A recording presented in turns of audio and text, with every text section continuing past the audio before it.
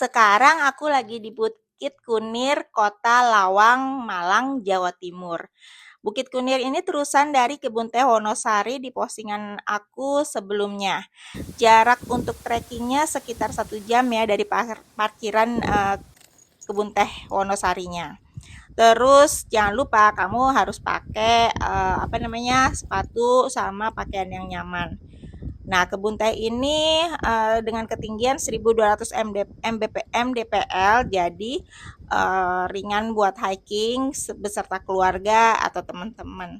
Terus di sana juga banyak spot foto yang instagramable, ada jembatan kayu, ada menara yang paling tinggi yang bisa kamu naikin. Jadi melihat pemandangan sekitar hamparan kebun teh ini dari atas jelas banget.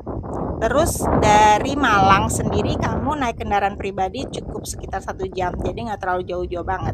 Nah, pas di Bukit Kunirnya kamu akan bayar tiket masuk lagi 10.000 di luar dari kebun Teh Wonosari tadi ya. Nah, itu aja sekilas tentang Bukit Kunir. Di sana juga ada penginapan.